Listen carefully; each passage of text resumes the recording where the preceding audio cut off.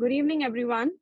I, Kamakshi Vasan, Chief Operating Officer and Director of Academic Programs, Tillotoma Foundation, welcome you all today to this special session on cultural diplomacy, present and future scenario as a part of the ongoing International Diploma course on diplomacy and foreign policy at the Tillotoma Foundation. The Tillotoma Foundation works globally in the areas of international relations, diplomacy, area studies, gender, environmental, scientific, strategic, and defense policy. I would firstly like to thank Mr. Soham Das, Chairperson and Director of the Tillotoma Foundation, for his generous support and encouragement throughout the course of the ongoing International Diploma course on diplomacy and Indian foreign policy. Cultural diplomacy is a crucial aspect of international relations as it provides a platform for countries to showcase their unique cultural heritage and promote mutual understanding and respect between nations. With the increasing globalization and interconnectedness of the world, cultural diplomacy has become even more relevant today, as it can facilitate peaceful coexistence and cooperation among nations. It can also be a source of economic benefit for a country by helping to attract foreign investment and tourist inflow. This makes it a strategic tool for enhancing international cooperation and promoting understanding between different cultures. The global perspective is another fundamental aspect of international relations.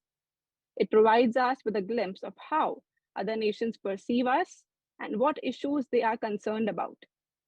This enables us to better understand the world around us and to anticipate the ways in which other countries are likely to interact with us in the future. Moreover, cultural diplomacy is also being used to address global challenges such as climate change, poverty, and terrorism. For instance, UNESCO's International Jazz Day is celebrated on April 30th every year to promote peace, dialogue, and cooperation among people of different cultures and backgrounds. Cultural diplomacy has emerged as an important tool for countries to achieve their foreign policy objectives and promote their national interests. In terms of future trends, I believe that cultural diplomacy will play an important role in shaping the global landscape in the years to come. Cultural diplomacy will continue to be used to foster greater understanding among countries and people around the world.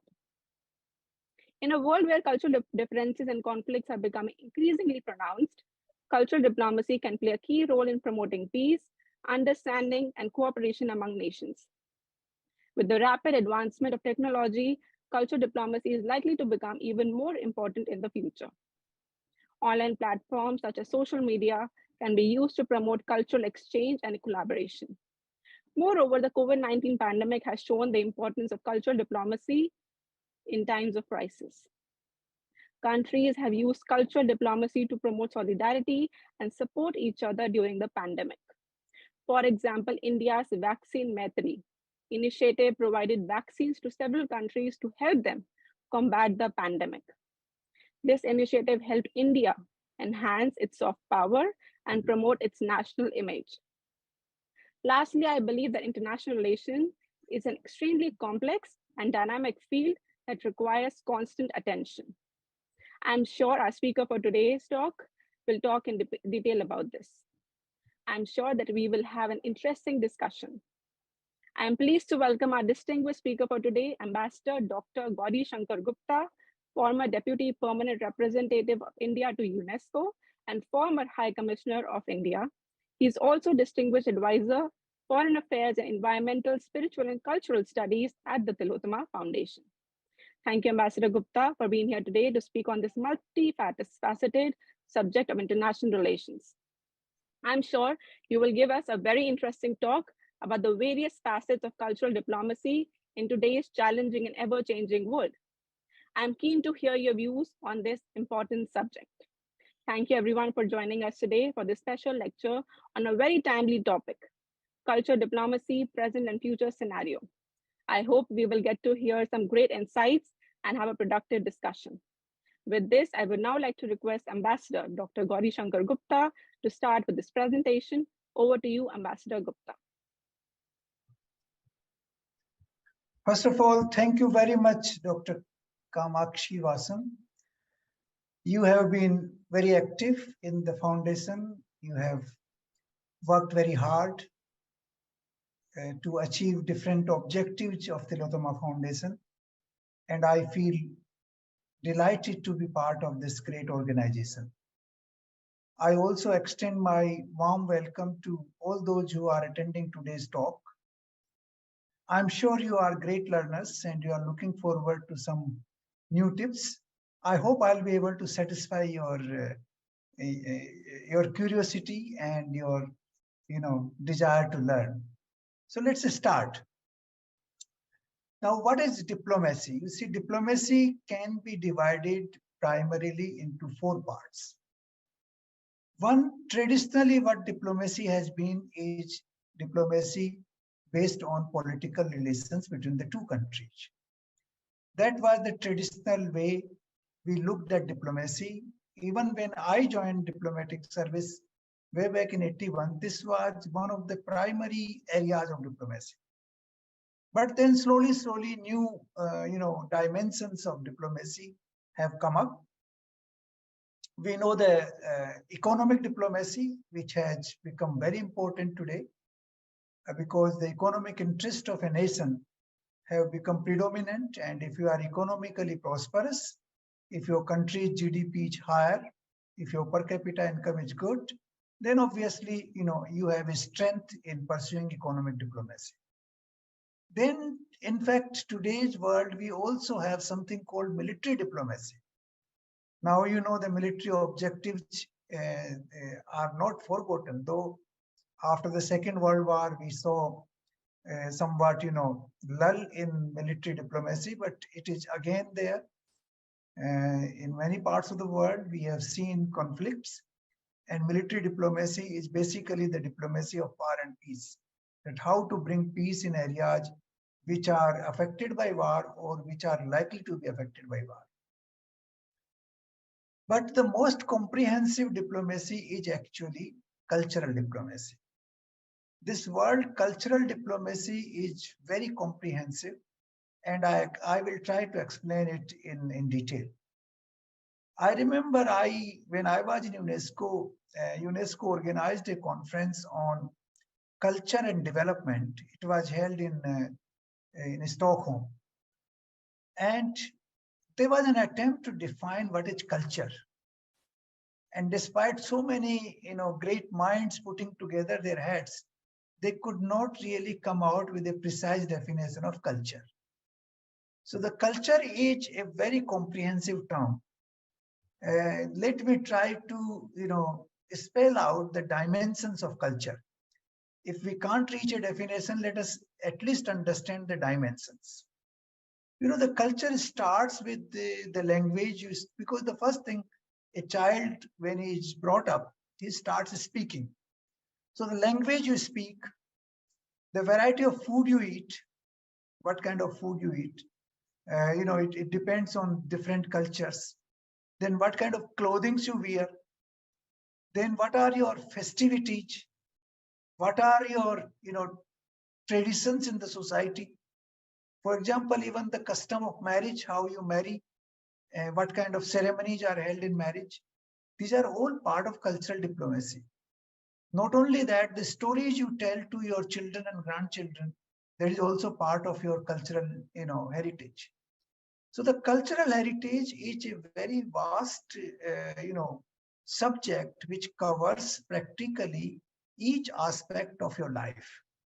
The day-to-day life which you spend from early morning till late in the evening is part of your cultural traditions.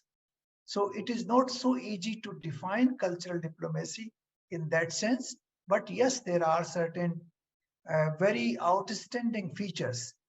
And I would like to talk about India's cultural diplomacy before we go into other topics, concerning that great subject. Now, you see, if you look at the history of India, most people, most historians would agree that India has a record of not attacking militarily any country in the world ever since the known, what you call the written history of the world is available. So India has that tradition. It has been invaded by others. It has defended itself. Sometimes it has failed to defend, but it has a history of not attacking any country. But still, the influence of India has gone far and wide. If you go to Southeast Asia, you will find Indian cultural influence in every facet of their life, whether it is their religious traditions, whether temples, whether their language. For example, Bhasa Indonesia has its origin in Sanskrit. Malaysian language has its origin in Sanskrit. Their food habits, their religious habits in the past have their tradition in Indian practices. You go to Central Asia, a large number of practices in Central Asia were based on Indian traditions, whether they were Hinduist tradition or Buddhist traditions or Jainism to some extent. So you can spread your cultural influence despite being a totally non-violent nation, despite a practice of not attacking any other country and subjugating them by force. So this is the advantage of cultural diplomacy, that you don't invade anybody, you don't create bloodshed, and you are still able to influence the thought process of the people. And cultural diplomacy is a long-lasting process. It doesn't last for a few years, because the territories which you acquire by force, you can retain them for a few years, maybe for a few decades, sometimes maybe for a century, but it cannot last very long. Ultimately, you have to give it up. But cultural diplomacy, if you look at it, it can last for millennia. Like Indian cultural diplomacy in Southeast Asia and Central Asia has lasted for over 2000 years now. So let us have a look at India and its cultural dimensions. Now, not because I am an Indian, I might have some, prejudice, it's possible, but I have also traveled more than 100 countries in the world. I have seen civilizations with very close eyes. I have been to Islamic nations, I have been to Christian countries, I have been to countries which do not follow any religious traditions. I have been to countries which are, nomadic in nature, like Mongolia. So I have traveled far and wide in different parts of the world and seen their cultural heritage, their cultural, what you call, the traditions which are followed.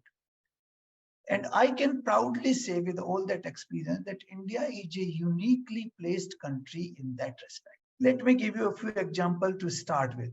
If you look at the most ancient scriptures written anywhere in the world, they are called the Vedas.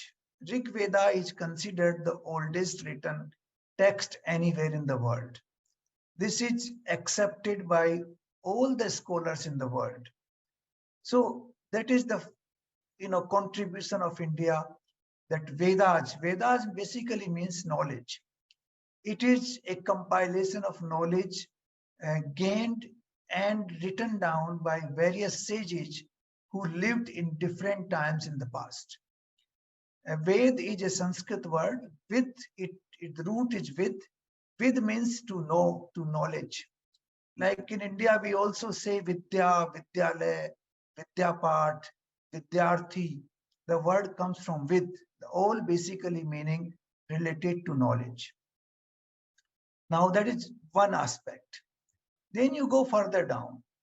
Upanishads are practically part of Vedas, but they are considered separately by many scholars in the world, and they have the deepest knowledge you can imagine anywhere in the world. And this has been acknowledged by scholars all around the world. You name the great scholars of any country, and they have acknowledged that the Upanishads contain the deepest knowledge ever, uh, you know, put together by human minds. And this is the knowledge which tells you what is this universe, how this universe came into being, how this universe is managed, who manages this universe. If somebody created it, then who created that person who created this universe? Who am I? Why I have come into this world? What is the purpose of my life? So we are talking about issues which are, you know, far-reaching issues which have consequences not only for human being but for the entire existence. And those have been discussed in Upanishads. Upanishads are 108 in number, but 11 of them are considered most important, and all of them basically give this profound knowledge that who we are, what is this universe, how it came into being. There's a very, some of the Upanishads start with a very profound sentence saying that what is that knowledge? By knowing that, everything else is known. And that is what the Upanishads start with. The students ask the teacher, the teacher is, telling them the knowledge. By knowing that particular thing, you know everything in the world. So that kind of teaching has come into Upanishads, and this has been acknowledged all over the world. Then if you look at the universities around the world, if you look at the most ancient universities, if my memory and my knowledge serves me right, Takshila, which is approximately 2,800 years old university, it is no longer in existence, but it was in existence for more than 1,200, 1,500 years. That university was the oldest in the world known to mankind. And then there were universities like Nalanda, Takshila, and there were many more, about 40 old universities in India, which existed between AD 0 and up to 1500 AD. And these are the oldest university systems anywhere in the world. The recent universities which came into UK and USA are only, say, 300, 400, 500 years old.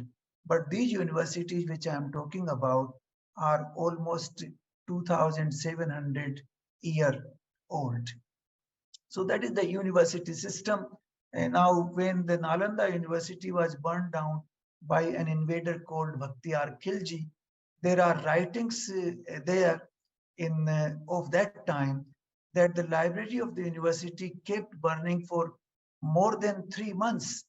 The amount of books and literature which was contained in those libraries was unbelievable. The dimension of that literature was unbelievable. So you can imagine the heritage that was contained in those books and which has been lost because of these, invaders who put those universities to fire. Then, if you look at, say, some of the other oldest writings, we have two epics in India called Ramayana and Mahabharata. Now, they are the epics which define India in every aspect of life. Now, Ramayana is an epic based on a story where the ideal human conduct has been shown in the form of Rama. Ram is the king of Ayodhya, and his conduct as son, as father, as husband, as ruler, as brother, and as friend has been depicted in this epic. And what can be the most ideal form of human conduct has been shown there. This is an ideal situation where we can, advance our conduct to that level if we try to do so. So it sets a very higher level of standard to which humans can reach.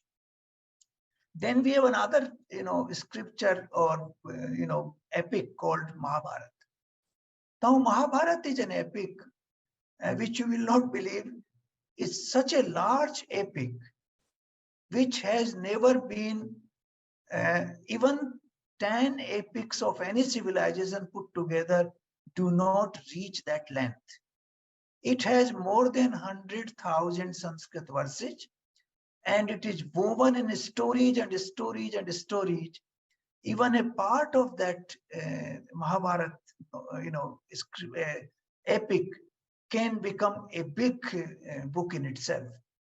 And this epic deals with all types of human conditions: what is wrong, what is right, what we should do in a given situation.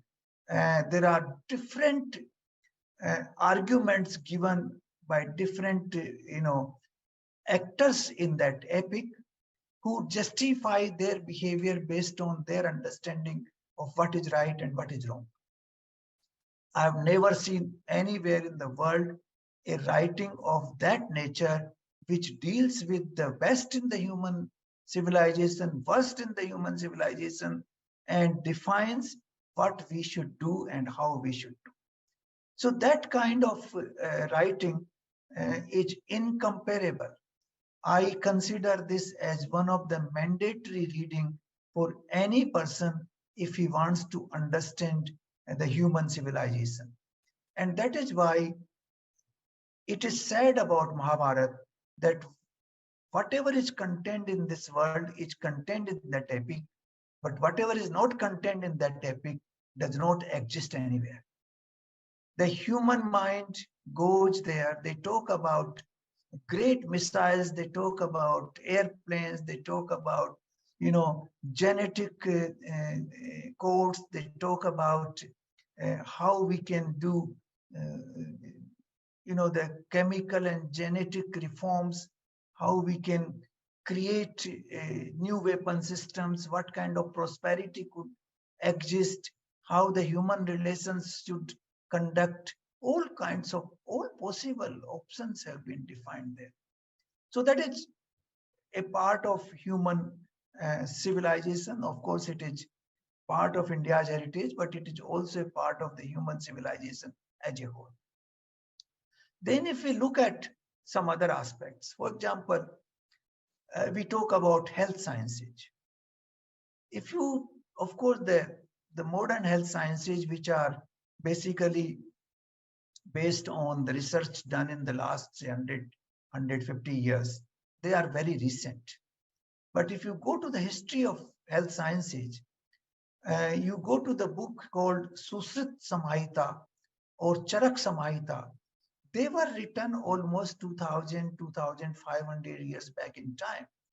And those books contain, what you call refined, detailed about human body, human functioning of human, various organs of human body, and how human body can be cured through natural systems.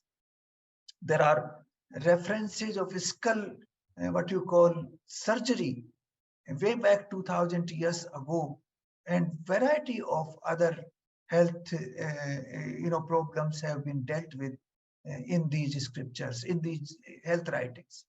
I do not find anywhere in the world writings older than those on health sciences. And those writings are still valid. In fact, today I was looking at some WhatsApp messages by a very famous doctor in US. But I also read a book uh, a few years ago about uh, human health. It was published in US based on a research conducted by some professional doctors. Now, those doctors told in that research paper that about 2/3 of the total diseases we have today, they are because of the side effects of the medications taken by a person in the past. So can you imagine the side effects of the medications? The 2/3 of the illnesses today are because of those regions. And Ayurveda is one science where there's no side effect. It is based on regulating your food habits, your exercise, your sleep, and a little bit of input of herbal medications. There's absolutely no side effect. I'm one person who follow that system of medication, and I have never faced any serious health issue so far. I have not been to any hospitalization. I can claim it myself. And I, follow yogic practice. I do some yogas, I do some pranayam, and I follow healthy diet as per Ayurvedic prescriptions. And that is the way the human life should be, rather than getting into chemicals. So this is another example of the heritage, cultural heritage of India, which our ancestors gave to the world. Then if we look at, for example, economics and public policy or political science. I know the oldest book on this subject was written by a person called Chanakya or Kautilya. That this gentleman was, the chief advisor of Chandragupta Maurya, a ruler who existed in the 4th century BC. That is approximately 2,500 years back in time. And this guy wrote a book called Arthashastra. And that Arthashastra is the oldest written book on political science as well as on economics and diplomacy I know of. There's no book older than that anywhere. Then even if you look at, the romance and sexual practices, the oldest book on the subject is also written in India, which is called Kam Sutra, which was written almost 2,400 years back in time. Even in the form of you call Natya Sastra, that is the dances and music and the cultural activities which we understand generally in cultural sense. Even that book Natya Sastra was written in India almost 2,000 years back in time. So that is the kind of heritage India had back in time, whether it is scriptures, whether it is right and wrong, whether it is human conduct, whether it is human conditions, whether it is health sciences, whether it is dance and drama and music. In all these areas, or of course education, India has a great heritage. And on top of it, there's another great heritage which I consider the language Sanskrit. Now, Sanskrit, to my knowledge, is the oldest language anywhere in the world. Some people say that Tamil is equally old. Maybe that is true. I don't know. But in any case, both the languages are of Indian origin, Tamil and Sanskrit. Now, Sanskrit has given birth to approximately 460 languages around the world. I have created a dictionary of my own where I can tell you more than 500 English words, French words, and Spanish words which come directly from Sanskrit.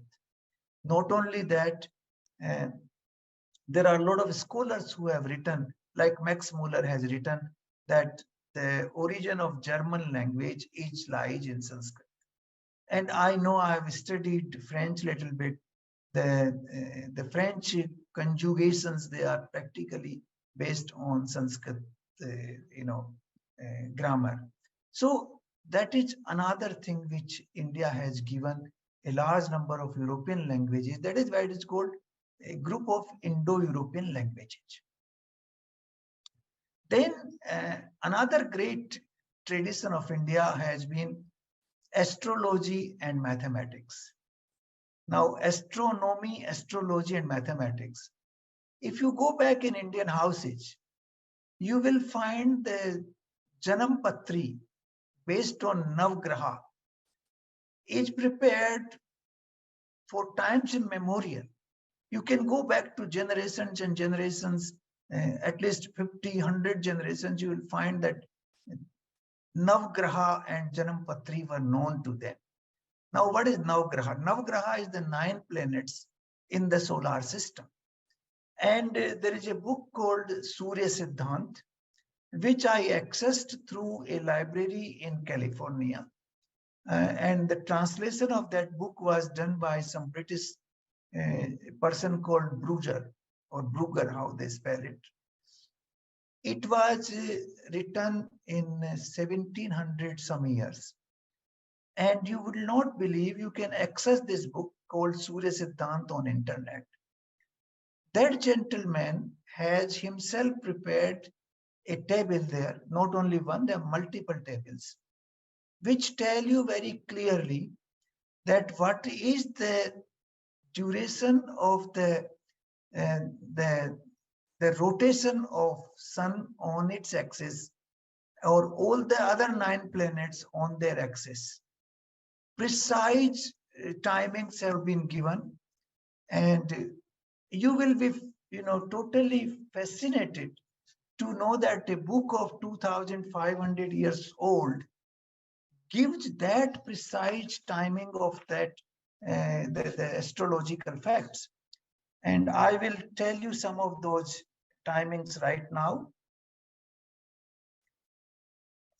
This is 144. I have that in one of my books here.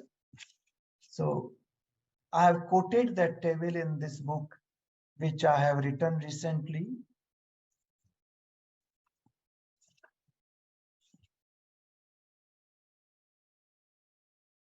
Now, this Surya Siddhant, there are another book called Surya Siddhant Ceremony in India.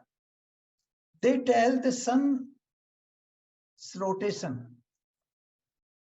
It says 365 days, 6 hours, 12 minutes, and 36.6 seconds. That is what Surya Siddhant says. And modern science says 365 days, 6 hours, 9 minutes, 10.8 seconds. Now you can see the precision. I still have a feeling that Surya Siddhant may be closer to the truth, but in any case, there's a difference only of less than 3 minutes in the entire calculation. If you look at Mercury, for example, it says 87 days, 23 hours, 16 minutes, and 22.3 seconds. And modern science says 87 days, 23 hours, 15 minutes, and 43.9 seconds. So it is practically the same.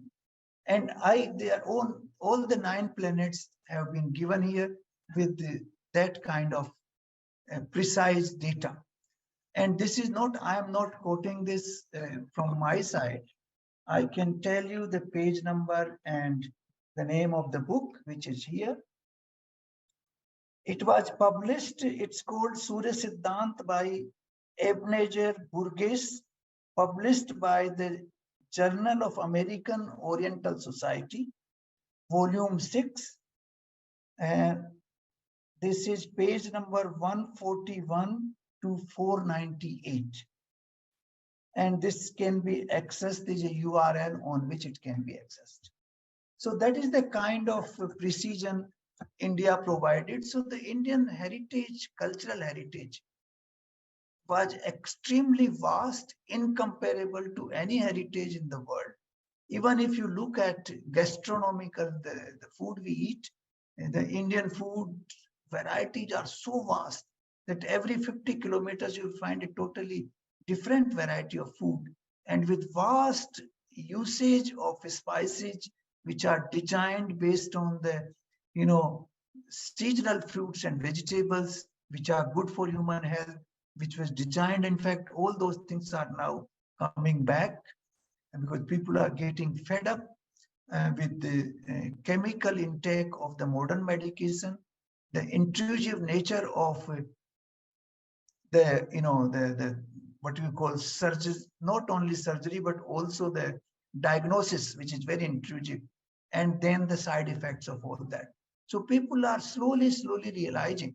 I realized that in Europe when I was posted in Hungary and France, that more and more people are becoming vegetarian, and they are going back to the natural diet.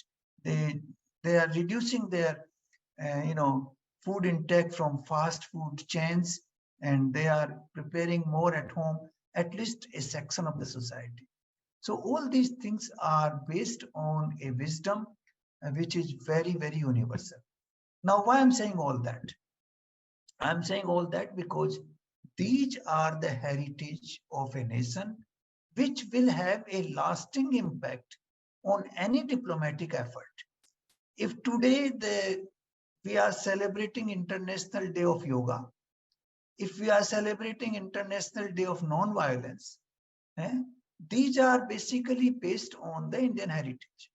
Similarly, I'm sure that a day will come when we will celebrate an International Day of Ayurveda, because that will become the sign of good health.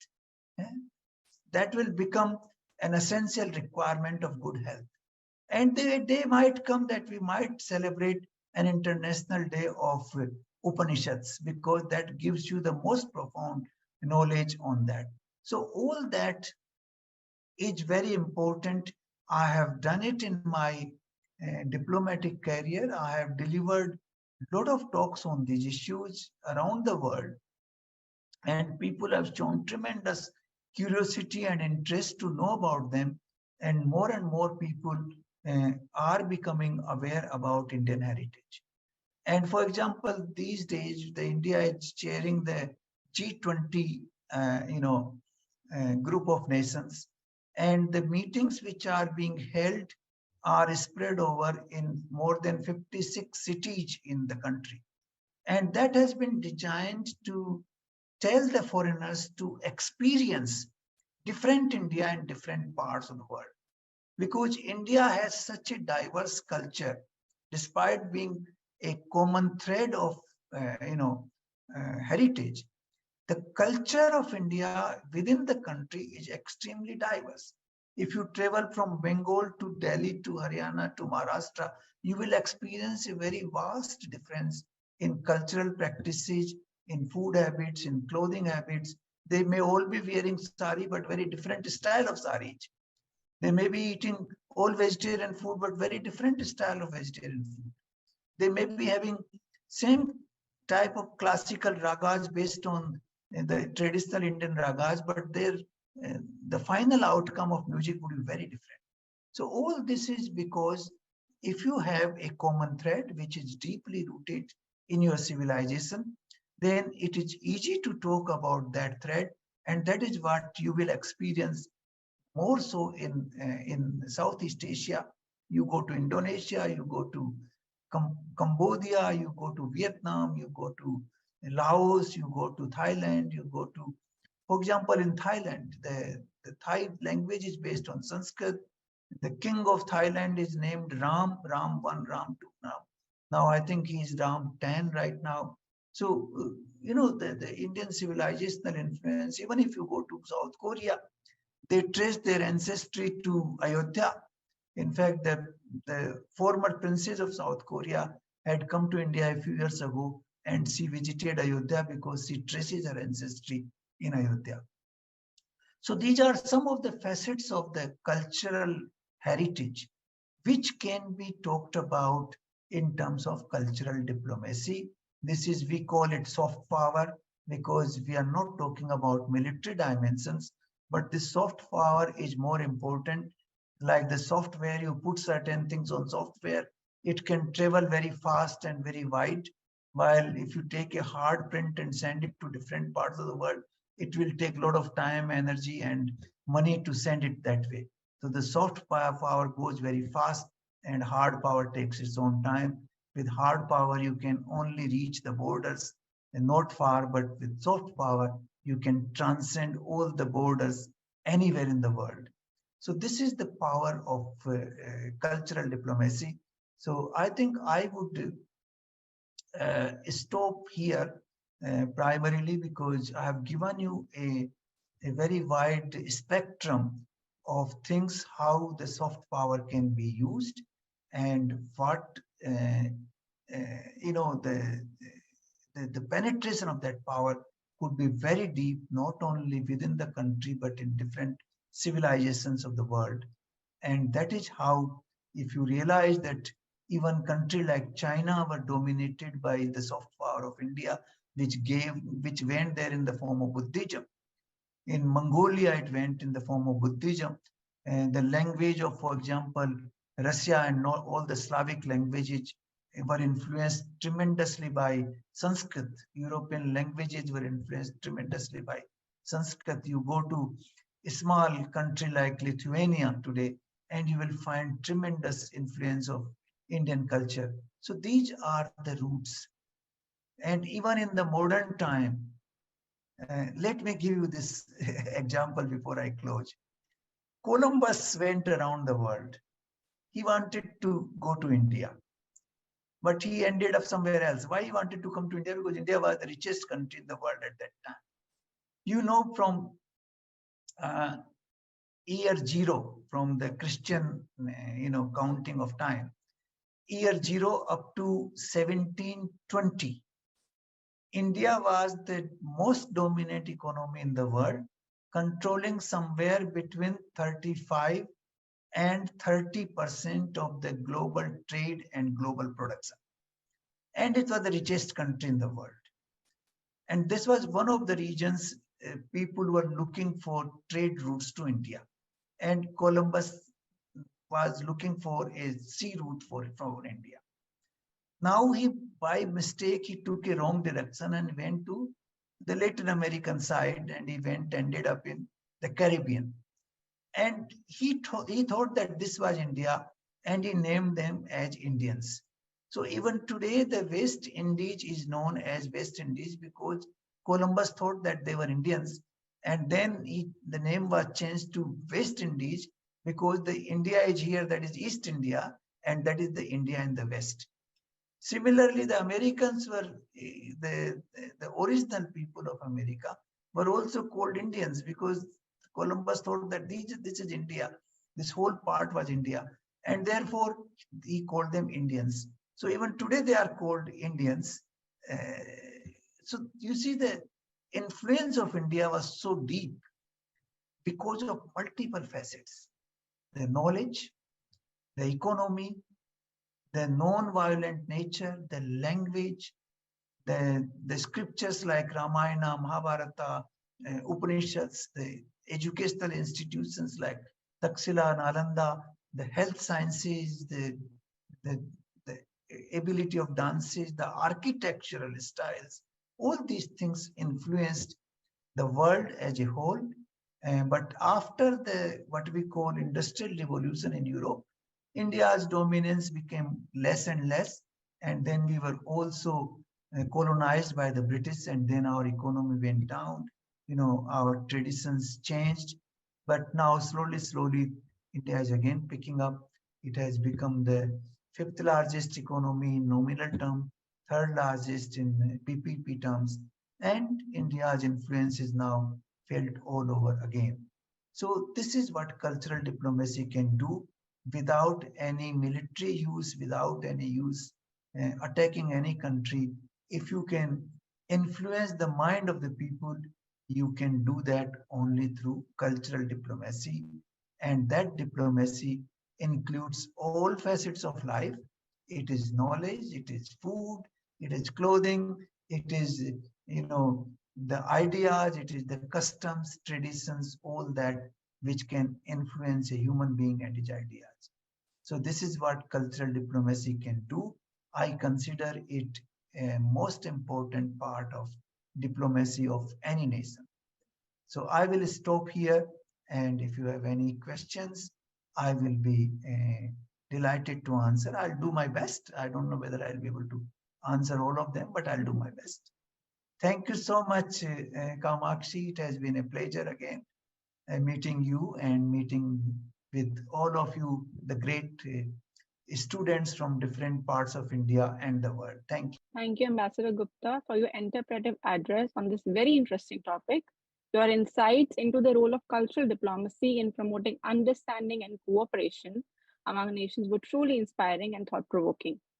Your presentation was a valuable contribution to our understanding of this important field and the potential it holds for promoting peace and prosperity.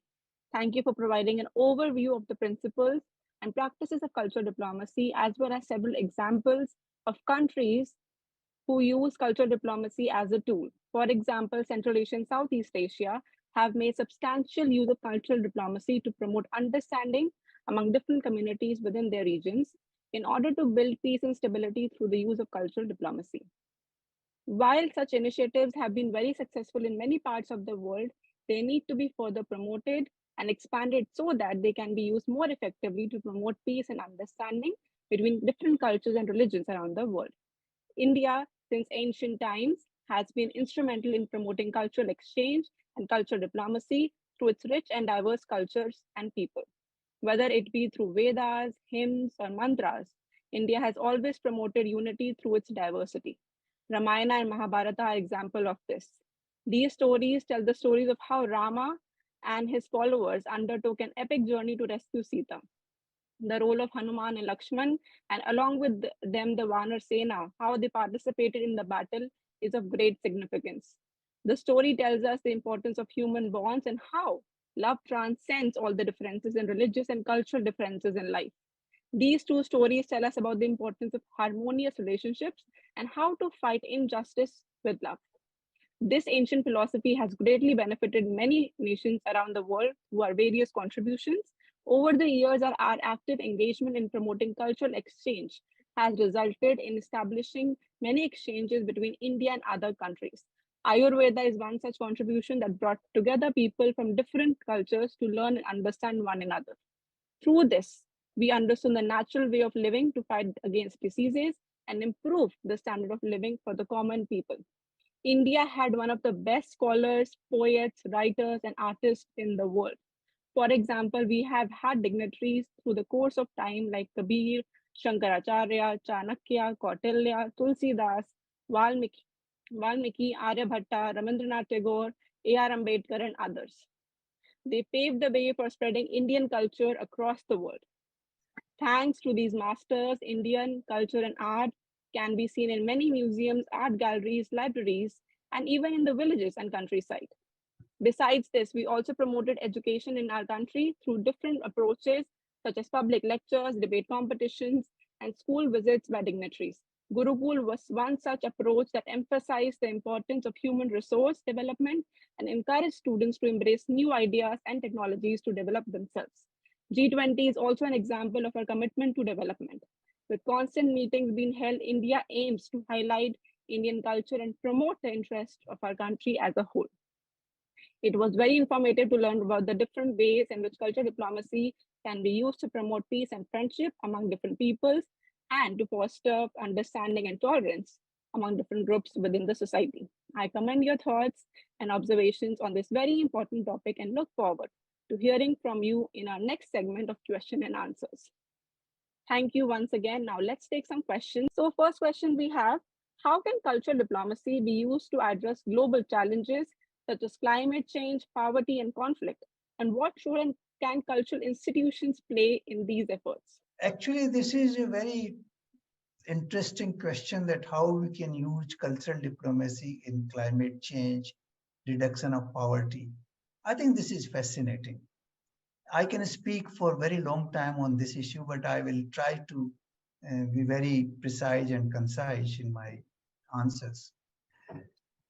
You see, in India, for example, you have a cultural heritage where the whole universe is considered as one single entity, impacting like a human body. Human body, my hand is not separate from my mind. When I before I think of something, immediately my hand and my parts of the body start acting according to the thinking in the mind. Yeah? The food is nourished somewhere else and it is sent in all parts of the body to nourish every single organ of the body. So the body is one single entity operating together. You cannot say my hands are different and my legs are different and my eyes are different and my feet are different. It is not possible. Similarly, we have visualized this universe as one single entity where everything depends on everything else. For example, the sun. The sun is uh, approximately what, 2-3 billion kilometers away from Earth. I don't know precisely the distance, but it is very, very far away from Earth.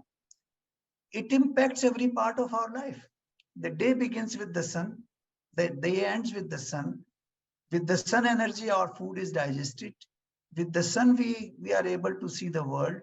The sun determines the body temperature, whether we are sick or not. The sun provides fertility to the earth, and that is why we have the crops. The sun rules the cycle of rain. For example, the water vapor goes up from the sun rays from the sky, and then the winds blow them away, and then it comes back again with condensation process. So all this, the whole, you know, activities in this world, they are interconnected. So that is what has been taught in Indian culture, and that is what we should look at. Now, the concept of exploiting nature, which came into the West in the last century, is the most dangerous concept. You cannot exploit your mother. For example, nature, the air you breathe comes from your nature. The water you drink comes from your nature. The food you eat comes from your nature. The habitation you live in comes from your nature. Whatever you consume in your daily life comes from nature, and still you are trying to exploit that nature. Now, this is a total disregard to the environment. And that is why we are in trouble today, because we started exploiting the nature because of our greed. Now, the greed is the cause for that, and exploitation, it means we are considering nature as a separate entity and us as a separate entity, and we have the right to exploit. And that is why all the problems of environmental degradation have come into existence. And this is precisely the reason I wrote this book. This is titled Limits of Consumption, Environmental Degradation, and Ancient Wisdom. Now, the ancient wisdom here is basically that the whole entity, the whole universe in which we live, it is interconnected. They are not, there's nothing to be exploited. We are also part of it. It's like a car having a tire and an engine and a seat. And if you say that I will try to exploit the tires, then the car will not run tomorrow, because you will exploit the tires will get bust and finished. So this is how we are interconnected. Today in the Western world, they call it oneness. The new term has come into being, it is called oneness. In India, which was always known as one single entity, which having different aspects of life, totally interconnected. So if we look at the environment, then if you look at the world as one interconnected entity, then the environmental degradation will not happen. Then we will, respect the earth, we will respect the water bodies, we will not create, waste, which is not biologically degradable. Then we will not exploit the minerals to a limit where we will not find any minerals and metals after a few years. So all that will stop automatically. So it will depend how you look at the philosophy of life. So this is about the environment. Poverty. Now you see, poverty is a curse if you don't get to meet your basic needs. The basic needs of your food, your habitation, water, health should be met. But then beyond that, there's no limit. There are desires of humans today who want to own houses in different continents, who want to have 20 different cars, they want to have private jets, they want to have helicopters, they want to have yachts, they even want to have a house on moon, and they want to have a satellite which can take them to moon. Now that kind of lifestyle is naturally going to cause problems. If you have one person, like many studies have shown, that practically 3% population of the world owns about 60 to 70% of total resources. This is what we have come to. This is because of the human greed. This is because of no control over desires. You keep expanding your desires. Desires are totally elastic. They actually grow in geometric progression. 2 to 4 to 8 to 64 like that. And then you get into the trap. So you have to learn the right way of living. This is what the Indian sages told us, that you have to draw from the nature only what is required to fulfill your needs, not your desires. In fact, there's an Upanishad called Isavasya Upanishad. The very first verse of that Upanishad starts with that you should only draw only as much from the nature as you need, because the desires are infinite, they are ever expanding, you can never satisfy. So that is how we can tackle the problem of poverty, and we can create a society which is not so unequal. We cannot be completely equal, that is not possible, but we don't have to be so much unequal either, where only 2-3% of the people of the world own 60%, 70% of the total resources. So these are problems which we can tackle if we can address them in the cultural context, and if we can learn something about our own, existence, that why have I come in this world? Who am I? What is the purpose of my life? If we can understand those fundamental questions, these problems will disappear. So that is what I would like to say in response to this question. Thank you, Master Gupta. Moving on to the next question. Is it possible to enhance the prioritization of cultural diplomacy over political and military diplomacy? You see, political and military diplomacy are confined to a very small time frame and a small segment. For example, the military diplomacy between Russia and Ukraine. Now, you cannot have that diplomacy all over the world. It's not possible. How much military can you expand all over? How many political conflicts you can have? So those are limited things. And in fact, those things can be tackled through cultural diplomacy. For example, today, Russia-Ukraine war, there's another question on that, or Palestinian-Israeli question. Now, if you look at the history of their cultural assimilation, Russia and Ukraine are very close culturally. They have been part of a similar civilization. If you bring them together on that basis, the people of the two countries would not like to kill each other. There's no way they would like to kill each other, because they speak similar language, they live in similar traditions, they have a similar history of coexistence. They have lived together for centuries. Why should they kill each other? But this is what has happened. Same is the case in Israel and Palestine. When you politicize certain things, or if you add some external element, then you become enemy of each other. Now, Israel and Palestine, they belong to the same land. They have same cultural, evolution, the same history. They have lived together for centuries, perhaps millennia, and now they have a conflict based on religion. Now, a religion has been added there as a part of that. If you bring them on cultural grounds, the people will like to live peacefully with each other. So the cultural diplomacy actually can resolve, provided we are able to eliminate the what we call religious or political aspect out of that conflict. And that is what we should try to minimize. Let's build the public opinion against such conflicts through the cultural evolution, cultural teachings, so that we can resolve these conflicts. Thank you, Master Gupta. As you mentioned about your Russia-Ukraine case and also Israel and Palestine case, we have a question based on that. What, according to you, are the reasons for the failure of diplomacy to resolve conflicts, as observed in cases such as Russia-Ukraine and Israel-Palestine disputes? Listen, if you look at the history of wars, go back in time anywhere. Ultimately, the wars are resolved only through dialogue.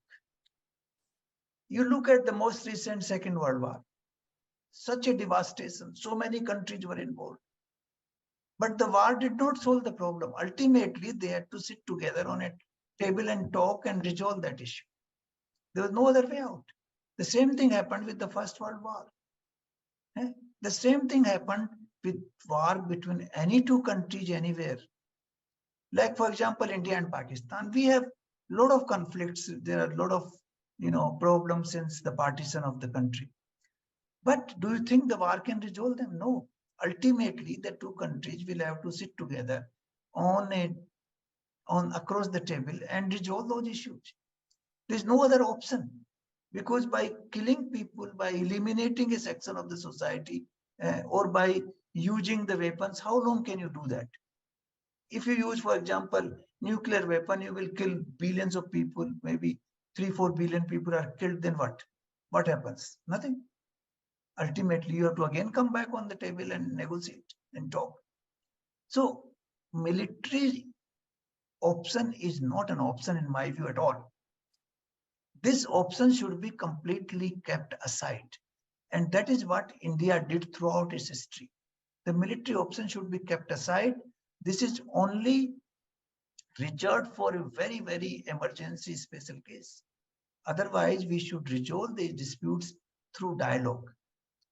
If the Russia and Ukraine had sat together across the table, say more than a year back, this would not have resulted into killing of, I don't know, 500,000 people. I don't know, there are different figures.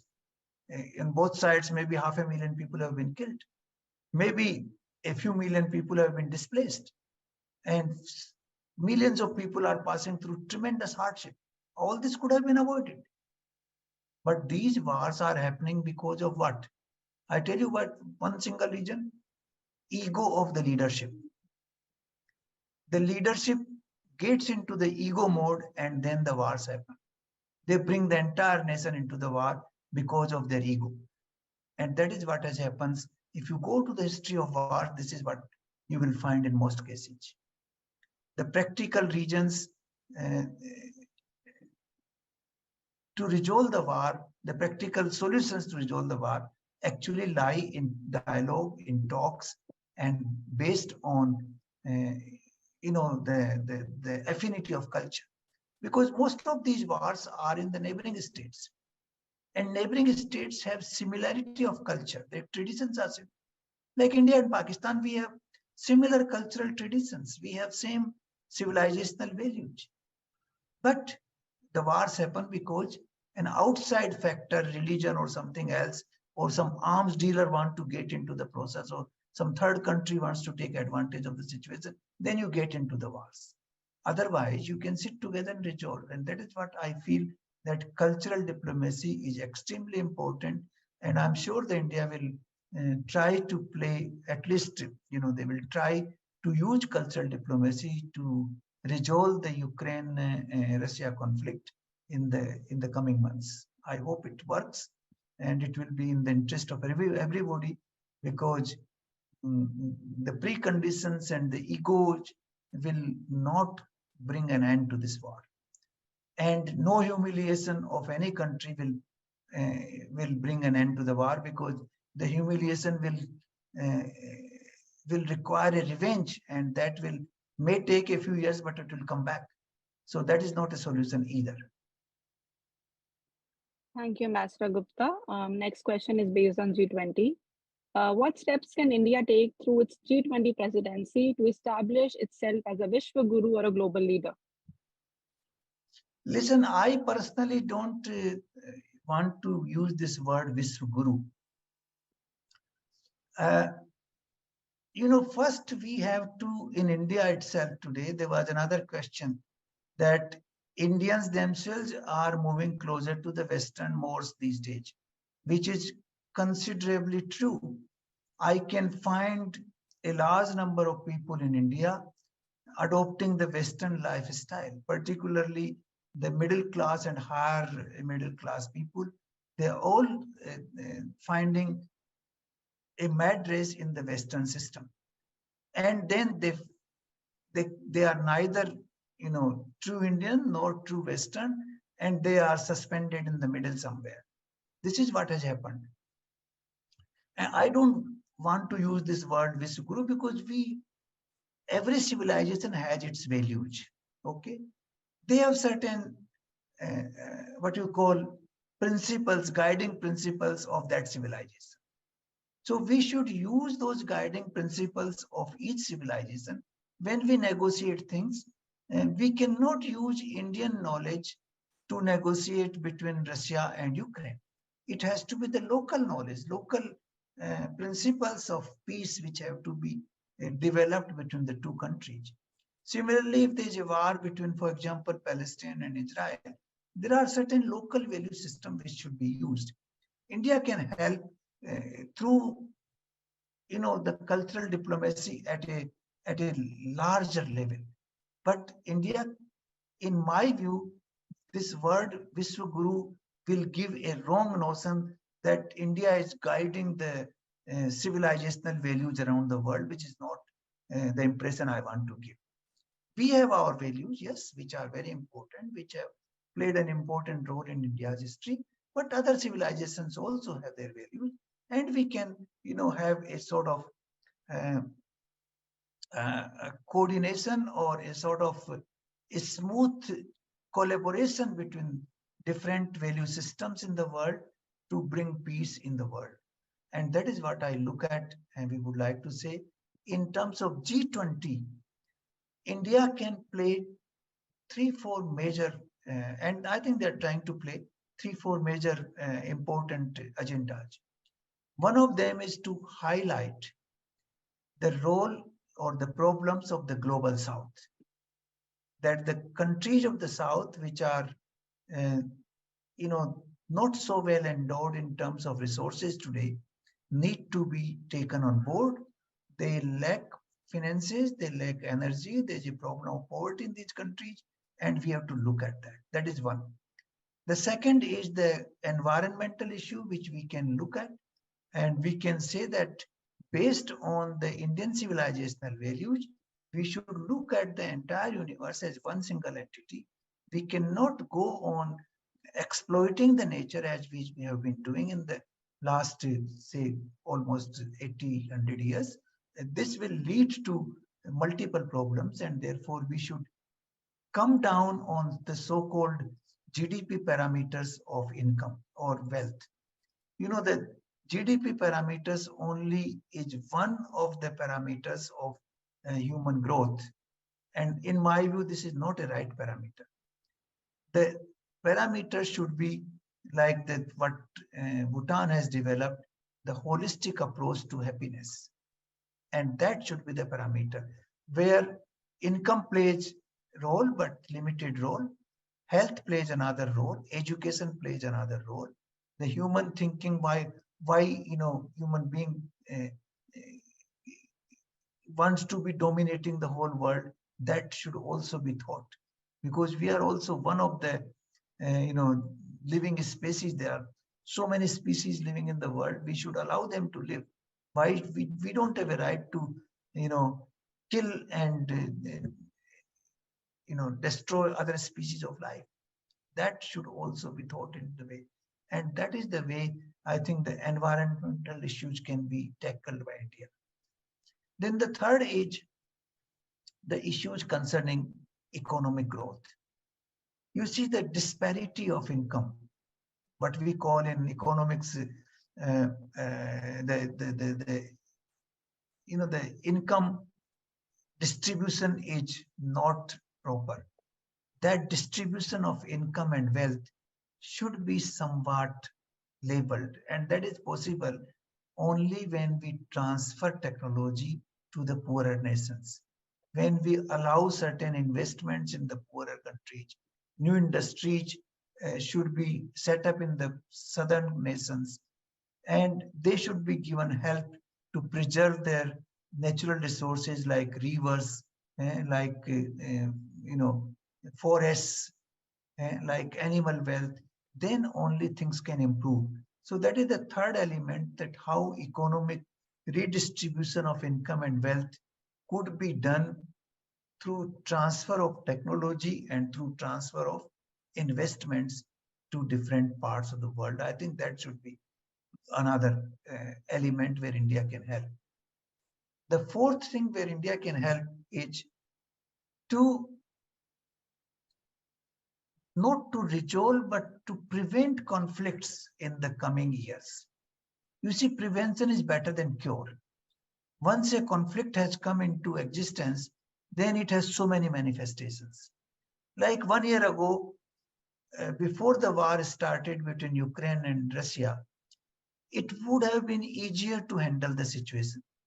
But after the war started with so many sanctions, so many weapons, so many countries coming into picture, so many other issues coming into play, the things have become more and more complicated and it has become more difficult to tackle that issue. So prevention is better. So India can play a role in areas where there is a potential for wars in the future. And that is where India can say that let us give more space to diplomacy in those areas of the world. There are many areas in the world where there are potential conflicts, mostly in Africa, some in Middle East, also some in Latin America, and a few in Asia. I think those are the areas where India can say, let us prevent the future conflicts. Those are likely to take place, whether it is the question in Myanmar, for example, or whether it is the issue in some of the Latin American countries, for example, in Brazil, the situation is somewhat changing. In Peru, there are things which are in place. In Mexico, which are also, heating up a few things. So all these things can be tackled in the stage when they are not a full-blown conflict within the country or against another country. So prevention is one issue where we should play a role. And I think these are the four areas I would identify: the environmental issues, the issues of preventing the conflicts, the economic disparity, and the overall. I think one more area I would like to say, the strengthening of the UN bodies. I think the UN bodies have become very weak now.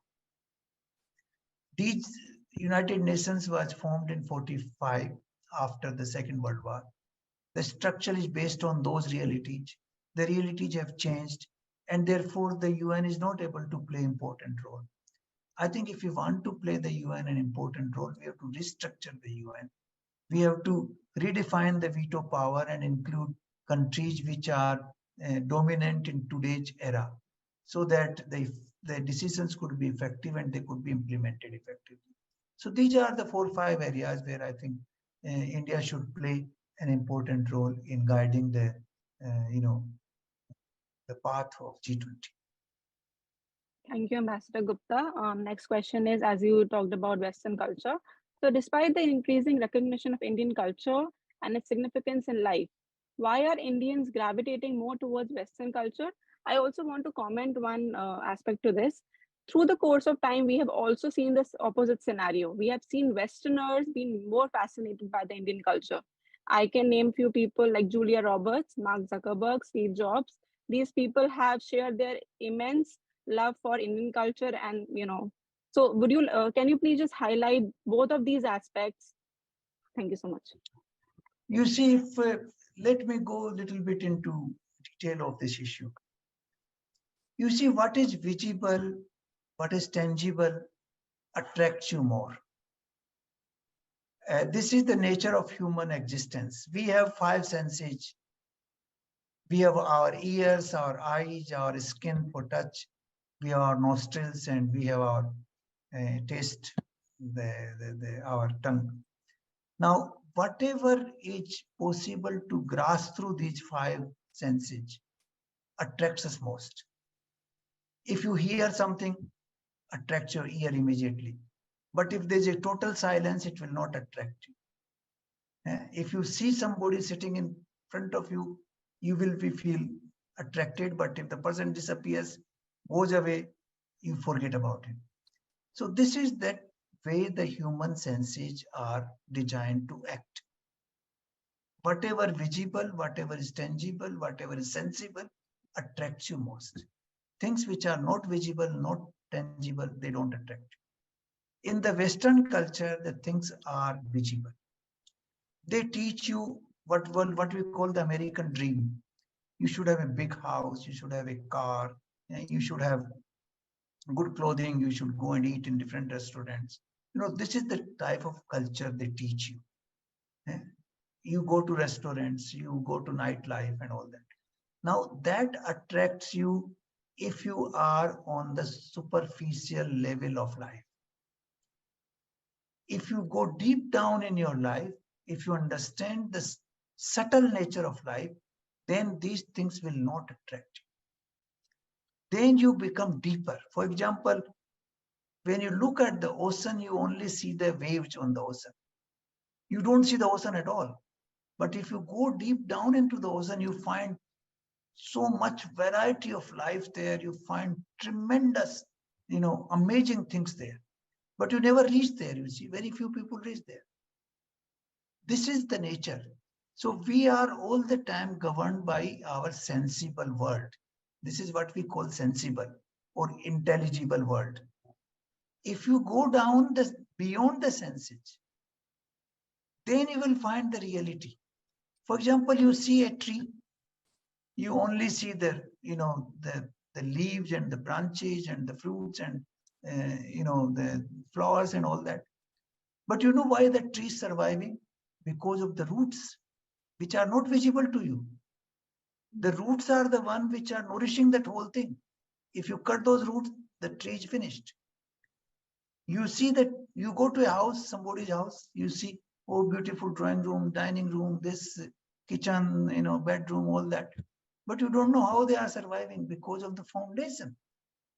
If you remove the foundation, all that will collapse. So the invisible part of life is the foundation. And unfortunately, in India, because of the colonial rule, because of, I don't know, whatever the regions are, we have forgotten that invisible part now. We are only looking to that visible, sensible part, and we find very attractive that the Western style thing. And that is why the so-called, middle and higher, upper middle class in India are getting attracted to the Western culture. The rural people still are deeper in their sense. They are not so much attracted to this culture because they live deeper life. They live life closer to the nature. And once you are living a life closer to the nature, you will ignore all these things. Now we live in apartments. We don't even see the moon and the stars. We don't even feel the heat and the cold outside. The people living in the rural areas who live in the farmhouse or in their farms, work in their farms, they realize all that. So if you are closer to the nature, you are uh, feeling the what we call invisible power of nature. And that is what is missing today. And that is why the more and more Indians are turning to Western culture. But sooner or later, the cycle will be over and they will have to come back to the roots. You know, uh, let me give you another example. You can beautify your body. You can, go to a makeup place and put all kinds of makeup. You can do your hairdressing. You can change your clothing. You can appear fantastic. You can sit in a very nice car. You look modern, upright, great person. But can you change your sleep? The sleep will come as it comes. Can you change your hunger? You will feel hungry like anybody else. And you will not change your emotions. They will come out as they come. So, we forget those essential parts of life. And we get into this, into a picture which is projecting ourselves. It's a facade which we put up on ourselves in different ways. That facade has become more important these days with social media. You go, I went to that restaurant, oh, I wore this kind of dress, oh, I went to travel there and this, and they put, and then people feel attracted. Some people feel jealous and they want to do the same thing. So that has become, this is a facade which we have created. In Sanskrit or Hindi, they call it mukhota. We wear this mukhota. The real face is inside, which is hidden, and outside you put a face. And this is what is happening in India these days. The education is not good for them because they don't go deep into the education. They only learn the superficial part of it. They never understand who they are, what is the purpose of life, and they are guided by these things which are visible and tangible. The deeper knowledge is, in everything comes from, in Sanskrit we called it अव्यक्त से व्यक्त होती हर चीज. Everything comes from non-manifest to manifest. I am speaking now. How I am speaking, these words are coming from some power which is non-manifest in myself. That power is there in everybody, and those words are manifest, but the power inside is not visible to you. That's not manifest. Similarly, the power in the earth is not visible, which gives fertility to the earth and which brings the crops out. You can see the crops, but can you feel that power which gives that, fertility to the crop? The crops come up. Why? We don't see the seed. We don't see the power which brings the seed into fructification. That is the problem. And that is happening because we are, becoming more exhibitionist. We want to show off. There's a tremendous competition to show off. And that is why people are becoming Western. But then their life becomes very hollow after a while, and they start feeling a vacuum. That has happened in West. I've been to many countries in the world that people feel hollowness. After 50 years of life, they have traveled all around the world. They have dressed in best places. They have eaten in best places. They have consumed all kinds of foods. And then they feel, why, where we are going? What should we do? And they reach a stage where there's no direction of the life. They become totally hollow. And that realization comes perhaps too late for them, only after 50, 55 or 60 years of age. I think it's better to realize that now so that we can direct our life in a more meaningful way rather than just becoming, putting a makhota and showing to the world that this is what I am. That makhota should be stopped. We should come out with our natural, appearance, and we should be natural human being as we are.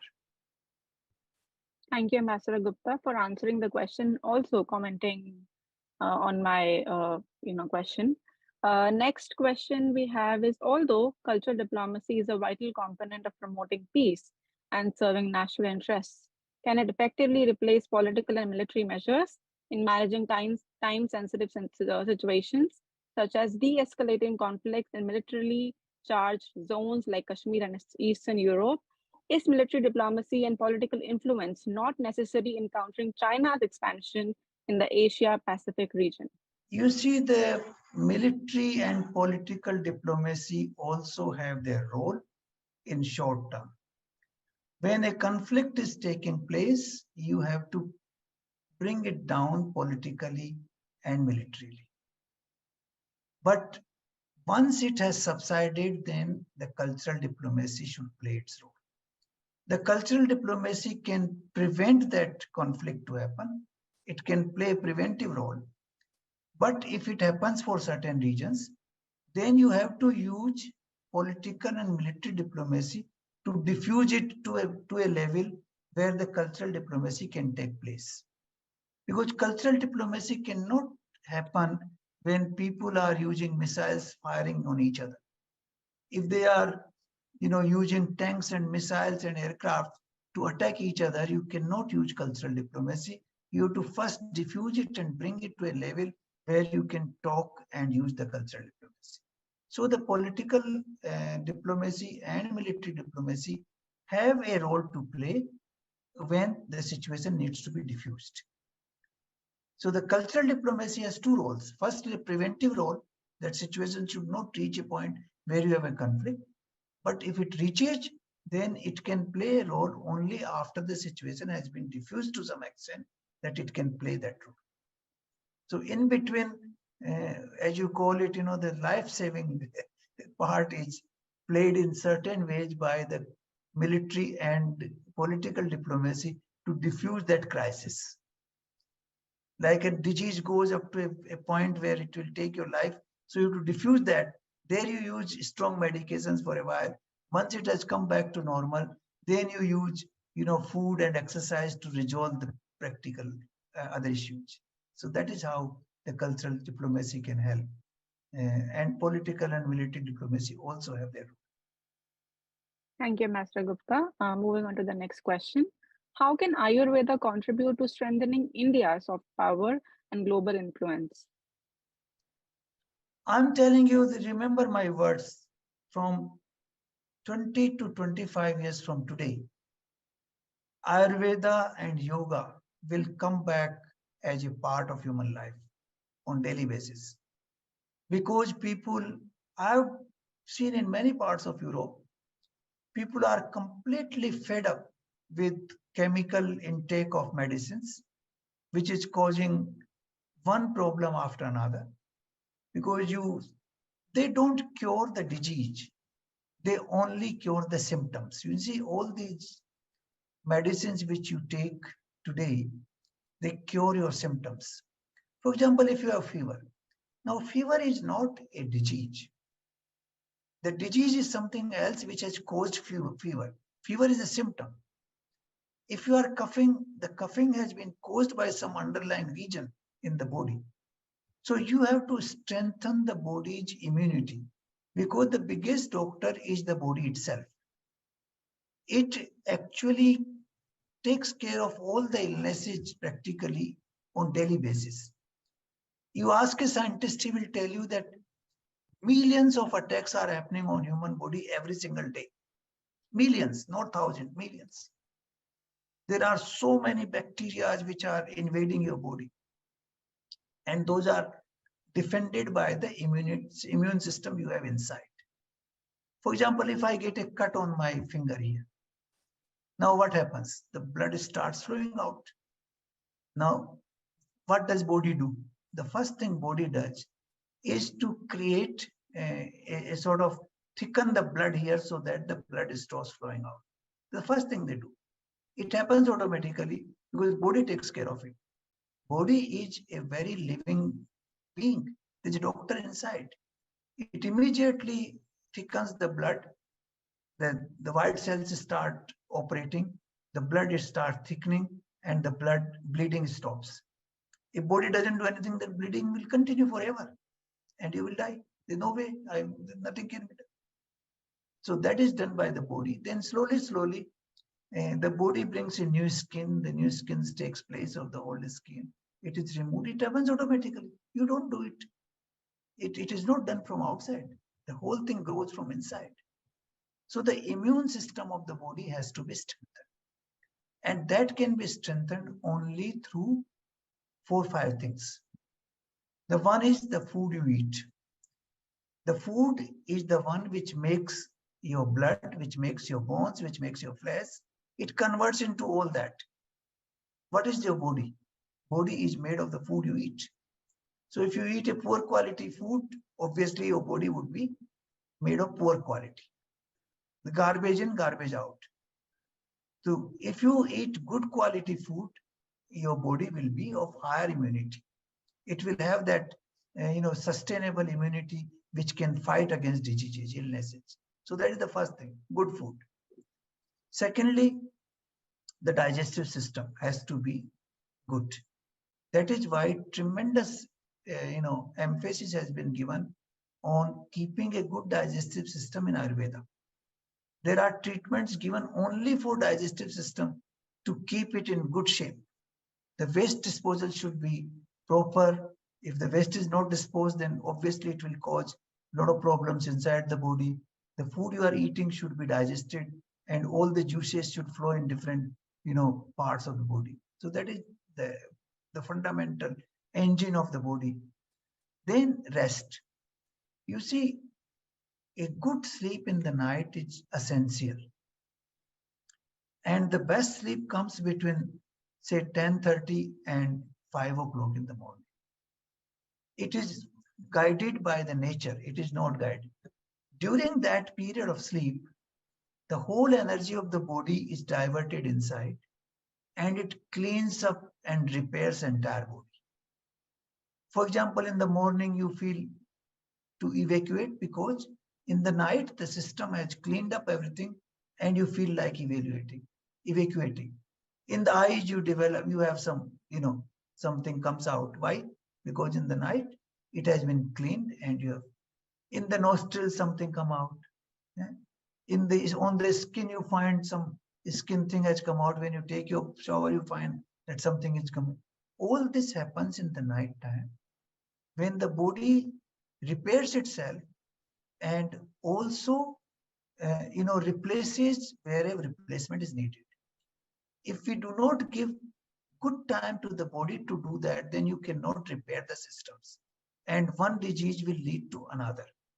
So good sleep in the night is very important, and the best sleep of the night is the time when after sunset, sun is regulating our life.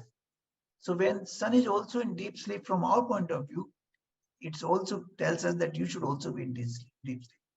And that is the time. So that's the second aspect or third aspect. The first is the food, second is the digestive system, third is the sleep. Fourth is, the shram or the work we do with the body. The body is designed in such a way that you cannot keep sitting whole day. If you keep sitting whole day, all your muscles and various systems will not work properly. It has been designed that you should put in some labor. You should walk, you should work in fields, or you should lift some weight, or you should do certain things. It's not the gym exercise, it's the regular daily life where you will perform certain activities which will give exercise to the body to keep all the muscles and all the veins and all the systems in order. That is very important. So that is the another aspect of the body.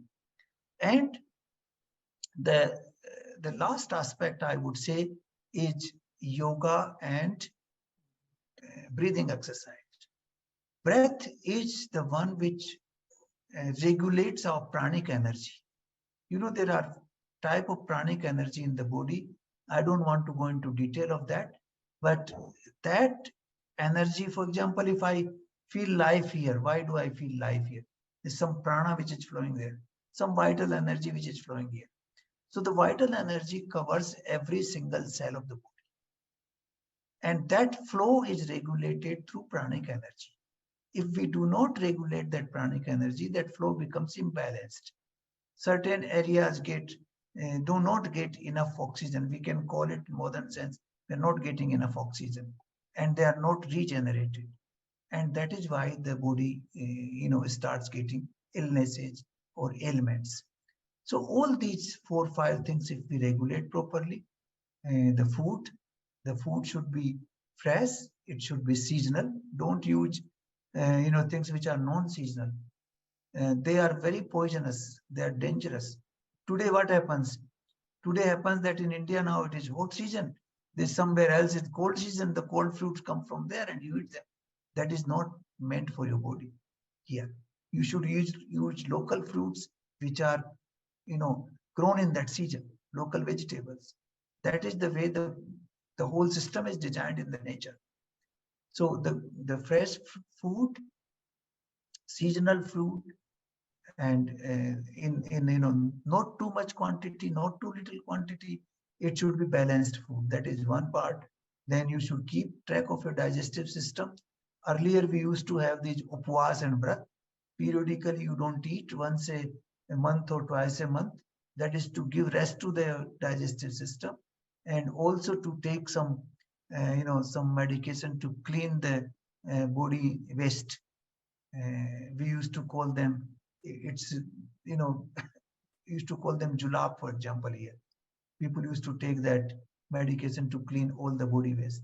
So that is very important to keep the digestive system in order. Third is, exercise you should do. Good sleep you should take, 4, 5. And then you should do yoga and pranic exercise. Yoga is very important to keep flexibility of the body. You can use gym for load of muscles and all that, but gym is not good for flexibility of the body. The flexibility of body comes from yoga. So that is very important. So I think these are the elements which will come back to life. And remember, 20, 25 years from today, you will see Ayurveda back in full bank, with full bank. Thank you, Master Gupta. Moving on to the next question. In terms of cultural influence, besides spirituality and healing practices, what other aspects does Indian culture have to offer to the world? Oh, I told you many things today. One is the holistic thing, that whole universe is interdependent. So don't isolate. If you want to live in harmony with nature, then only you can survive and you can be happy. You cannot live in conflict with nature. So that is one aspect. It is not a spirituality, it is the concept of living. That is one part. Secondly, you should draw from the nature only as much as you need, because desires are infinite. This is not a spirituality, this is a science. The desires are infinite. I know people who have millions of rupees in their bank account, but they cannot spend 2 rupees for a cup of tea. I know many people like that, not one. I know several people like that. You ask them to pay poor people 10 rupees, he will refuse to pay. But he will buy a big car for 50 lakh rupees for himself. You saw a YouTube video recently that people were taking away a person who owns a car which was bought for 50 lakh. He is taking away pots from the G20 meeting of, flower pots and plant pots, stealing and taking away in that car. So that is the kind of mentality we have. This happens because we do not understand what is life. So that is not a spirituality. It's a science of living. You can call it science how to live in life. So the greed should be avoided. How to live a life should be learned. A holistic approach in life. These are some of the things which are nothing to do with spirituality. These are totally what we call spirituality today. Uh, you understand by spirituality doing good for others. That is what you mean, isn't it? You're looking at philanthropic activities. Now, that is also not spirituality in that sense. If you do good to the others, the good will come to you also. I have experienced this in my life. If you are nice to others, others will be nice to you. You love a child, the child will come to you again and again. If you look with very sharp eyes with the child, he will never look at you back. So this is a natural principle of life, to live a life.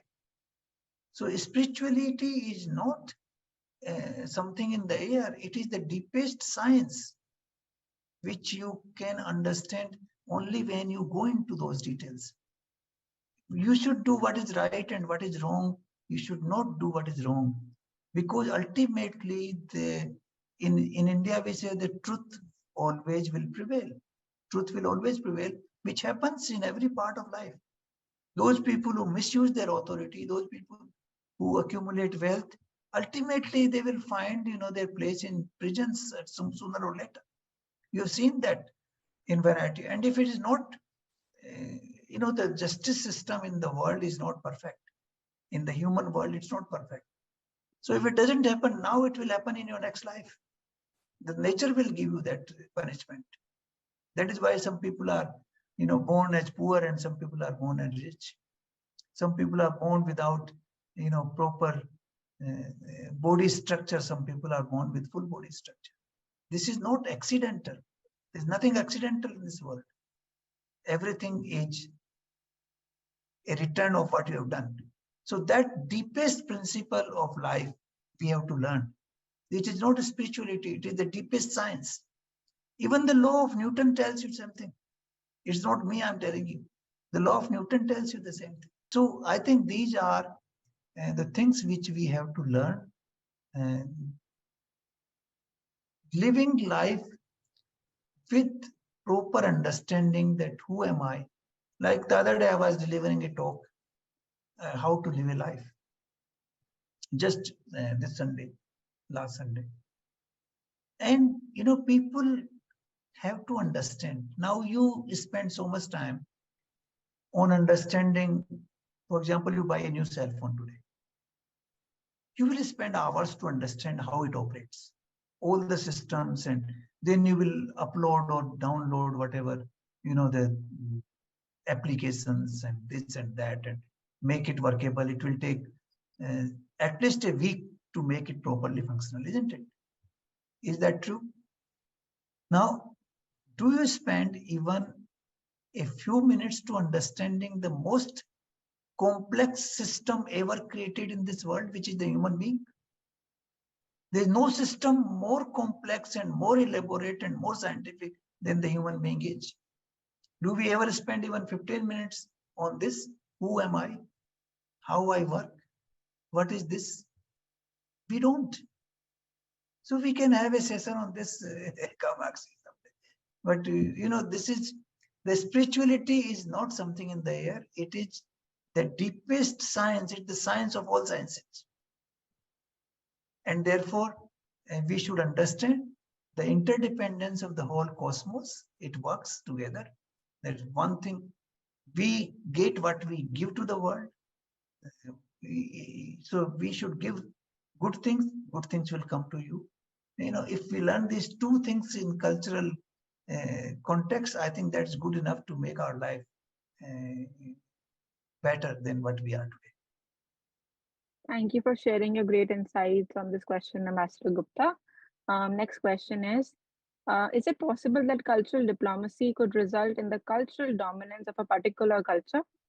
You see, the cultural diplomacy, if you take it in the real sense, it doesn't depend on a culture, it depends on the eternal truths of life. For example, there's an eternal truth of existence that this universe is made of 5 great elements. That is the space, which provides space for everything, air, which flows everything. There's a fire, or you can call it, light or sun or whatever name you give. Then there's a water and there's a earth. These are the 5 great elements. These are, accepted truths. Now you can divide water into different oxygen, hydrogen. You can divide gases into, 5 different gases. You can divide earth into different minerals. There's iron, there's gold, there's silver, there's uranium, this and that. That division you can do. But grossly, for a general human being, we can explain properly that this whole physical world is made of these 5 gross elements, which is a truth. Now, this is a science. This is nothing to do with spirituality. It has nothing to do with any religion. The Greeks also said the same thing. The Indians also said the same thing. I suppose other civilizations might have said this. So this is the truth. We also say that the body comes from these Panch Tattvas and goes back to Panch Tattva. That's what we say in India. Now, it has nothing to do with Hinduism. It's a truth of our existence. It's an eternal truth. Similarly, there are eternal truths which exist in the world. So we should devote ourselves to eternal truths, not to the things which are, blindly believed. Don't believe anything blindly. Whichever books tells you, whatever it may be, you have to test the truth of that thing, that statement. So don't believe anything blindly. This is what I would say the real test lies, that whatever is told to you by any book or by any writer or any spiritual text, you should test it yourself. Think about it. You have been given thinking power, you have been given intellect in your system. Apply those things, test it. If you find it good, then accept it, otherwise, don't accept it. So, it is a science, it is not the dominance of one religion or another religion. Buddha did not say Buddhism is my religion. It's the follower of Buddha who came out with Buddhism. Buddha never said that this is he only reiterated certain truths of life which he experienced. And he said those. Gandhi, came out with certain truths of life. Maybe Nelson Mandela came out with different truths of life. Maybe George Washington came out with some other truths of life. Maybe Jesus Christ came out with some other truths of life. So there are multiple truths of life which have been propagated by different individuals throughout the history of human civilization. And therefore, we should test those statements and truths and then believe. If we find they are good, you believe. If you don't find they are not good, don't believe. That's what I would say. There's no question of dominance of anything. It's entirely based on that examination and the test uh, evolved by you for those things. But don't be biased. Keep your mind open. Eh? I give an example of a mirror. For example, there's a mirror in front of you. If it is a concave mirror or convex mirror, it will not give you a correct image of yourself. Or if it is covered with dust, it will not give you a correct image of yourself. So the mirror should be clean. So your mind should be objective. It should not be partial against or for something. If you have already decided certain thing in your mind as right and wrong, then you can never get the right picture. So you should keep the mind open and then examine the things properly, then you will come to the right conclusions. So I will say that examine everything and then come to a conclusion. Thank you, Ambassador Gupta. Moving on to the next question. During the Nehru period, Indian foreign policy was centered on idealism, Buddhism, and Gandhian ideology, with a particular emphasis on Buddhist principles such as peaceful coexistence and non-violence. To what extent was India's foreign policy successful during the Cold War era, particularly in the Nehru era, by adhering to the Buddhist principles in its diplomatic approach? You see, principles depend on the context. There are two things in life. There are absolute truths and there are relative truths. Relative truths depends on the context, the understanding of the people in a given situation. For example, first time when I went to Europe and I visited a beach, I found that, the picnic clad woman, I found it was ridiculous. Why should they do this? Why can't they wear proper clothing and sit down there? That is a contextual thing. You see. And the same thing you do it in Saudi Arabia, you will be imprisoned immediately. So it is a truth, but it's a contextual truth. In Europe, they do it. In Saudi Arabia, they don't do it. In India, it's the middle way. Some people do it, some people don't. This is how it is. But you feel hungry whether you are Indian, whether you are American, whether you are in Europe, whether you are India, you will feel hungry. That is it. Eternal truth. You feel sleepy wherever you are, whether you are American citizen, Indian citizen, living in India, living in America, living in Antarctica, doesn't matter. That is an eternal truth. So there's a difference between contextual truth and eternal truth. Now that you should distinguish based on practical experience of life. The eternal truths are applicable everywhere. The contextual truths are required to live in a particular place in a particular time. In India, we have this concept called Desh and Kal. Desh is the place and Kal is the time. There are certain things which are valid in a particular country at a particular time, but they are not essentially eternal. Other things are eternal. They exist irrespective of time and place. So that is the difference we have to make between the two. Now the Nehru's policy or the policy of non-violence or, for example, non-alignment was valid in that context of time, that time when there were, world was divided between Cold War, between Soviet Union that time and America on the other side. So that policy was useful. Today the context has changed and therefore we have this policy called multi-alignment. You align with one country for one thing, you align with another country for another thing. So the multi-alignment looks better today than non-alignment. And there are different approaches. Every country has its own approach. Certain countries still believe in alignment. Okay, we are aligned to X country for all the time, like NATO countries, they want to remain allied in a NATO alliance. Some people don't want to remain allied in a particular alliance. They want to be free. And I believe that we should be free. We should decide on merit what is good for the country, what is good for the world, what is good for the people of the world. And that should guide our policy. And it depends on the context we are living in. So the foreign policy cannot be eternally true. It's contextual based. What is true today could be wrong tomorrow. And what is true in India could be wrong in Russia or could be wrong in America. This is contextual. These are no eternal principles there.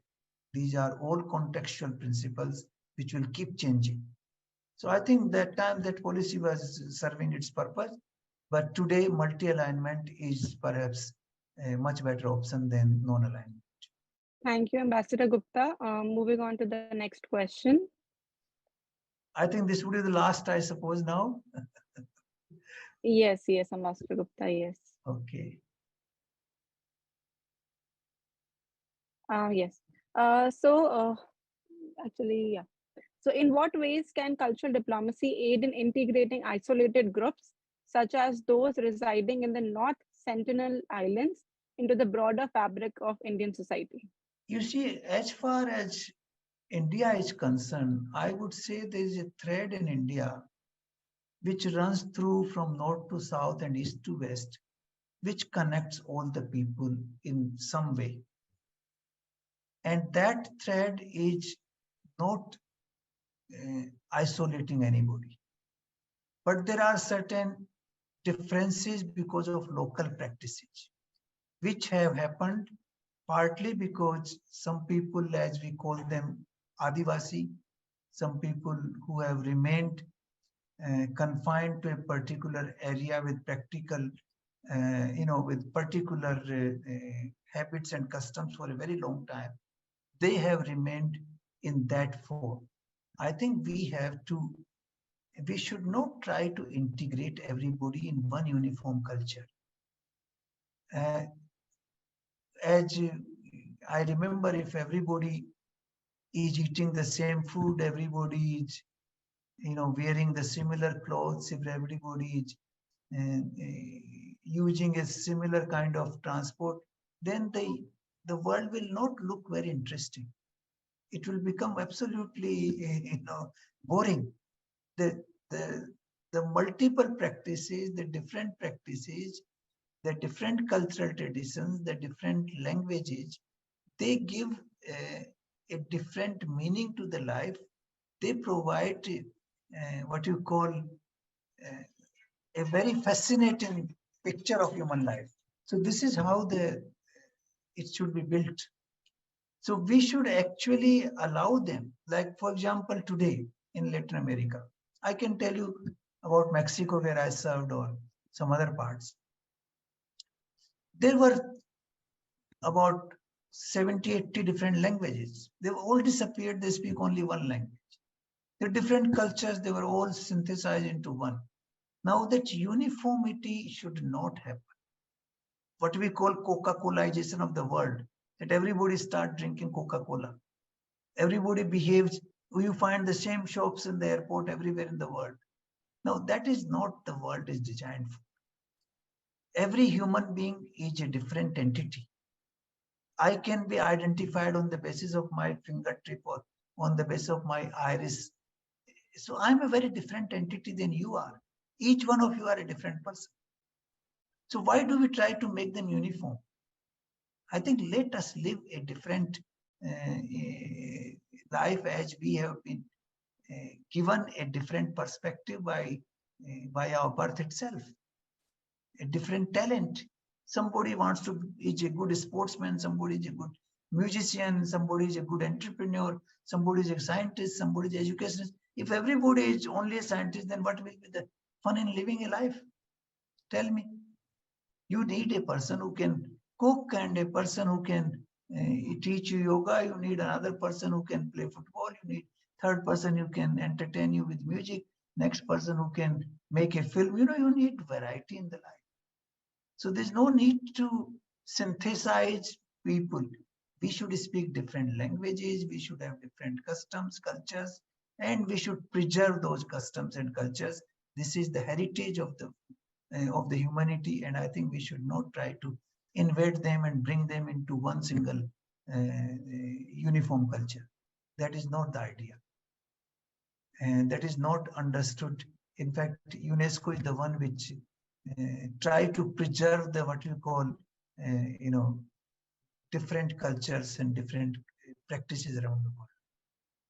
So I would suggest that let us not try to synthesize and bring uniform culture anywhere in the world. Let us live different styles of life, different customs. It gives much more fun. It gives a lot of spices. It gives you a lot of interest in life. Otherwise, you will become very boring if you do the same thing in and out, and everybody does the same thing in and out. Thank you, Ambassador Gauri Shankar Gupta, for being here today with us. We had a successful discussion on today's theme, culture diplomacy, present and future scenario. I found your perspectives on this topic highly interesting and informative. The purpose of this conversation was to discuss the present and future scenarios of cultural diplomacy. As the world grows and changes, the need for cultural diplomacy is becoming more important than ever. Everyone benefits from interactions and communications with other cultures and understanding different perspectives. Without cultural understanding, there would be no tolerance and acceptance among people. Cultural diplomacy should be a global priority for governments and other entities involved in facilitating cross cultural communication and exchange. Cultural diplomacy involves promoting culture and raising awareness about cultural diversity around the world. This promotes peace and understanding between different cultures and prevents conflicts. There are many different ways that countries can conduct cultural diplomacy to promote their cultures. This could include visiting other countries to learn about their cultures, holding cultural events to showcase different cultures, or promoting their cultures through social media and other forms of media. I believe that cultural diplomacy has great potential for the future. The world is becoming more and more interconnected, and people need to interact with each other to learn about other cultures and help promote peace around the world. I'm confident that cultural diplomacy will continue to play an important role in shaping the future of the society. Thank you so much for your time today, Ambassador Gauri Shankar Gupta, and I look forward to seeing you again soon. I would also like to thank everyone for attending today's special talk on the theme of cultural diplomacy, present and future scenario as a part of the International Diploma course on diplomacy and Indian foreign policy. I hope you all had a great experience. Thank you so much. Thank you so much, Dr. Kamakshi Vasan. It has been a pleasure to be with you again.